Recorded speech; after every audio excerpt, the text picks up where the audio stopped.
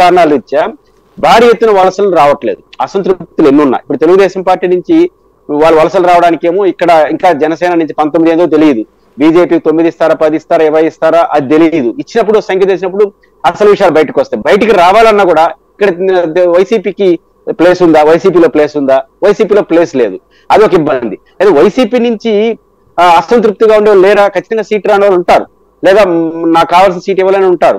ఈ అసంతృప్తులు బయటకు పోవడానికి 2 పరిమితులు వస్తున్నాయి. ఈ తెలుగుదేశం పార్టీ ఫోర్ఫ్రంట్ లోకి వచ్చేసి ఇప్పుడు 2 నెలలు చూస్తున్నాం. తెలుగుదేశం పార్టీ ఈ పొత్తులు ఎత్తులు చుట్టూ నడుస్తా ఉంది, కానీ ప్రజల్లోకి అప్పుడప్పుడు చంద్రబాబు గారు వెళ్తున్నారు, కానీ అంత ఎఫెక్టివ్ గా వెళ్ళట్లేదు. ఇంక బహుశా వెళ్తారు, పొత్తులు ఫైల్ అయిపోయింది కాబట్టి. ఇట్లాంటి వాతావరణప్పుడు మళ్ళీ మనం వస్తాము అనే నమ్మకం వైసీపీ శ్రేణులకు వస్తా ఉంది. ముఖ్యంగా ఈ రాష్ట్రంలో ఇప్పటికి 3 సభలు పెట్టారు. ఈ రాష్ట్రం నాకున్న అంచనా ప్రకారం ఎన్నికలకు బాగా ప్రిపేర్ అయిన పార్టీ ఏదన్నా ఉందంటే ఫస్ట్ ప్లేస్ మన వైసీపీకి ఇవ్వాలి. గెలుస్తారా వాడతారా ప్రజలు నిర్ణయిస్తారు. కానీ బాగా ఎంత ప్రిపేర్ అయిపోయినారు. రేపు బహుశా 3వ తేదీన చిలకలూరుపేట జరిగే సభతో దాదాపు రాష్ట్రంలో ఉన్న ఓటర్లలో 5% ఓటర్లు నేరుగా జగన్ కలిసేసినారు. వాయిదా వేస్తే ఇంకో అది ఇప్పుడు జరిగిన 3 సభల్లోనే దాదాపు 20 లక్షల మంది వాళ్ళు సభలు పెట్టినట్టుగా మనకు కనిపిస్తా ఉంది.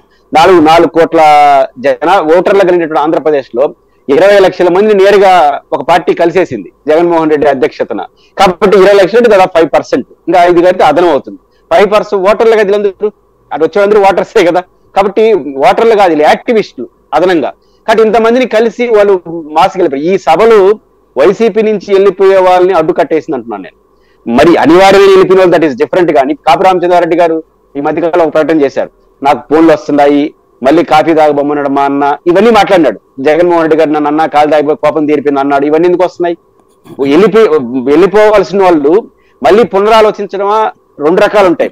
పార్టీ పైకి చెప్పినట్టు పునరాలోచించడం, విధిలేని పరిస్థితులు. జగన్మోహన్ రెడ్డి గారు ఈ సభల ద్వారా పార్టీల్లో వెళ్ళిపోవాలనుకున్న వాళ్ళకి విధిలేని పరిస్థితి సృష్టించాడు. ఎందుకంటే మళ్ళీ గెలవబోతామనే వాతావరణాన్ని ఆయన కార్యకర్తలకు అందరికీ కాన్ఫిడెన్స్ ఇచ్చాడు. కార్యకర్తల్లో ఉన్న తీవ్ర అసంతృప్తి కూడా ఈ రోజు ఏమో మళ్ళీ పరిస్థితులు బాగొచ్చేసినాయేమో మనం ఈ పోతాయో అని కాన్ఫిడెన్స్ ఇచ్చేశాడు. దానివల్ల ఏమవుతుంది, వలసలు జరగట్లేదు. ఇది ప్రతిపక్షానికి కొంత నష్టం. ఎందుకంటే వలసలు ఎంత ఎక్కువ చేస్తే అధికార పార్టీ వలసలు అంటే నేను అభ్యర్థుల గురించి మాట్లాడట్లా, కింద శ్రేణులు కూడా ఇనాక్టివ్ అవ్వాలి, మీ వైపు వచ్చేవాలి. అప్పుడే రాజకీయం పర్ఫెక్ట్ గా నడుస్తుంది. కానీ తెలుగుదేశం పార్టీ గోల్డెన్ ఈ 2 నెలలు ఎక్కువగా ఈ పొత్తు ఎత్తుల చుట్టూ నడిచిపోయింది. ఇది నష్టం ఒక రకంగా, కానీ ఇంకో వాళ్ళు యాక్టివ్ అవుతారు. కానీ ఈ వైసీపీ చేస్తున్నటువంటి ఎత్తుగడల వల్ల వైసీపీ నుంచి కార్యకర్తలు వెళ్ళట్లేదు, వైసీపీ నుంచి ఎమ్మెల్యే క్యాండిడేట్ కూడా నాకు తెలిసి ఇంకూరు వెళ్ళరు. నేను జగన్ గారు క్లియర్ గా చెప్పేశాడు. ఏం చెప్పాడు, ఇంకా 1-2 తప్ప